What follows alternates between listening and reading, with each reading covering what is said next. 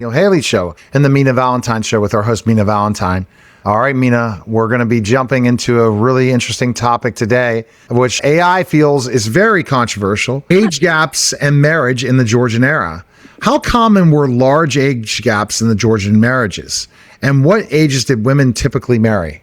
Actually, I think on the books that they could get married as young as 14. I don't think that you saw that very often in the aristocracy, but a girl that was 23 or 24 years old was heading towards being a spinster at 23 or 24.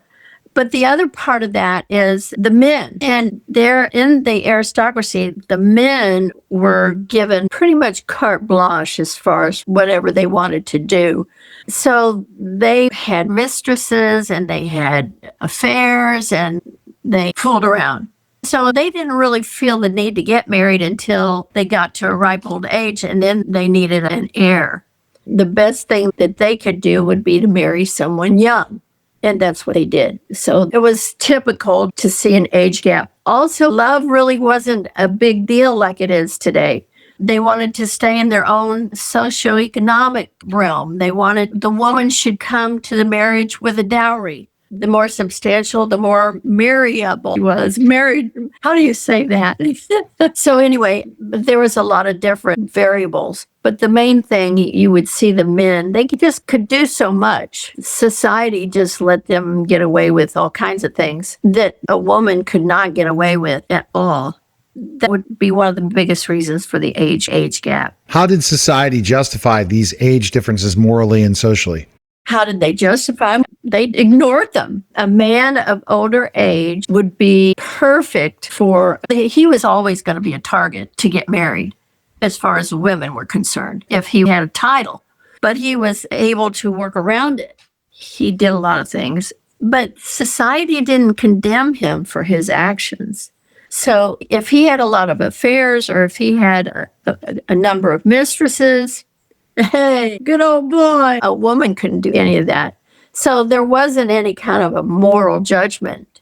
Now, maybe behind closed doors, they might say, we've heard some really bad things about them. So what role did parents and guardians play in arranging these marriages? Oh, 9 times out of 10, the parents probably initiated it. It would behoove them to have their daughter marry into a wealthy nobleman. And so they didn't care if he was 103 as long as he had a title and he had money. But so the society turned their heads to that. Yeah, they would say a guy that was in his 50s or something, he wasn't going to live very long anyway back then. Yeah. They said, oh, he's perfect. And then he'll be dead and you can be a widow. And widows got away with a lot of stuff. They were almost on the same level as a single man as far as what they could do. How were love, attraction, and companionship viewed in these unions? Love was a rarity. Companionship was important.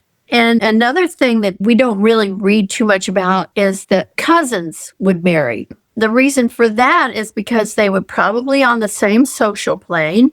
They had the same kind of background that would lead to compatibility, as opposed to Lord Fauntleroy or somebody like that was older that wasn't established through the family.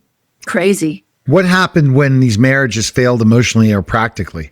There's a couple of things that could take place. And one of them is that the husband would send the wife off to one of these estates that he owned throughout England, send her away, and then he would resume his bachelor ways.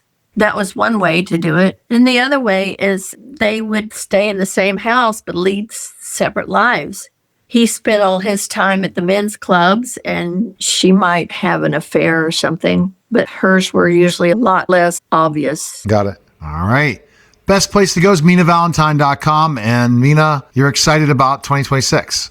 I am happy to see 2026 coming, and it is almost right around the corner, isn't it? It is. Yeah. All right. So go to MinaValentine.com. Yes.